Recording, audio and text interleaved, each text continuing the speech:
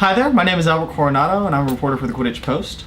I'm sitting here tonight with Tony Rodriguez, the head coach for the LA Guardians, and he's going to give us a little tidbit about his team going into the Major League Quidditch Championships. Hey there, Tony.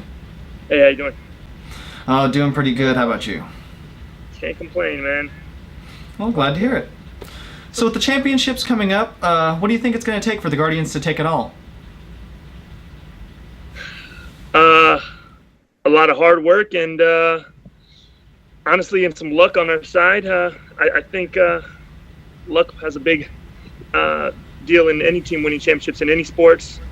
So yeah, but we put in all the hard work that we can. So now time to go show it. Well, I'm sure y'all will have a masterful display of skill out there. So I know there are a lot of different teams in the LA area. You're all quite adept at playing Quidditch. Was it difficult merging all of those teams together into one cohesive unit? Yes and no. A lot of us had played together already on Lost Boys a couple years ago. Okay. Just kind of reworking a lot of that back together again. That synergy. But then we do got a lot of people coming from Long Beach and other teams who we haven't worked with yet. So that was the difficult part. But if you have skill, you kind of can get adapt easy to other people's play style and whatnot. So it wasn't too bad. Okay. Well, that's great to hear that y'all were able to mesh together. Was there anything particular that y'all did as a team to prepare going into the championships? Practice-wise or planning? A lot of extra practicing. Hard work. I mean, the basic stuff, man, but just more of it ramped up. All right, so y'all just kind of brought up the intensity when you were getting prepared for all of this. Yeah, that's it. A lot more talking on the page, strategy-wise or what have you. All right. Was it difficult selecting the roster for your championship team? Yeah, it was. For multiple reasons, you have players that you do want to make the roster solely because, well, a lot of the people are your friends, so you want them to get the opportunity to play in their first MLQ championship, and then, but they might not be as skilled as somebody else or what have you. So it was tough.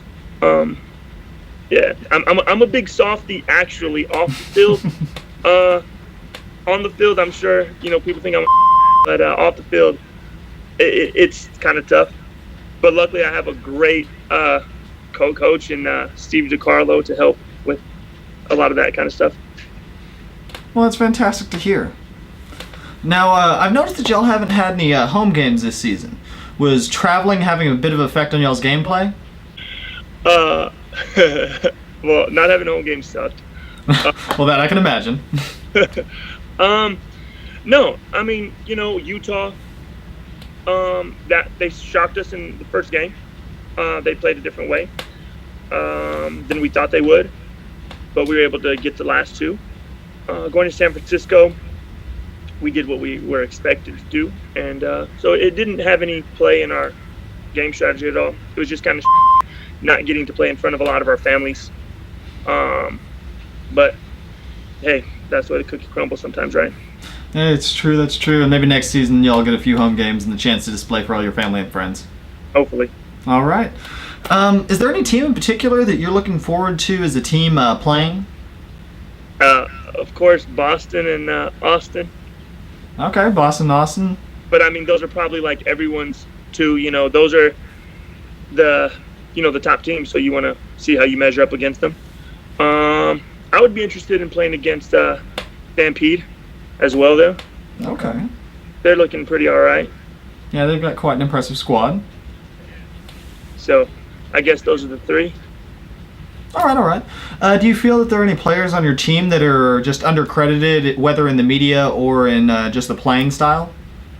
Oh, man, there's a lot. Well, let's hear them. Oh, all right. Steve DiCarlo, for one. I got to go, I got to be Okay. for this one first. You know, the gambits and whatnot. I think Steve is a phenomenal beater, right? Steve reminds me kind of like a Tim Duncan, where he's not flashy, but gets the job done. Yeah, I can see that. He's not doing crazy across the pitch beats, but he's getting the job done and playing the best beaters in the sport to a standstill 99% of the time. Let's see, Andrew Berger from Long Beach. Okay. He's another great beater. And a guy who has been playing this sport since before I've even heard of it, Justin Bogart. Okay. He's been around a minute.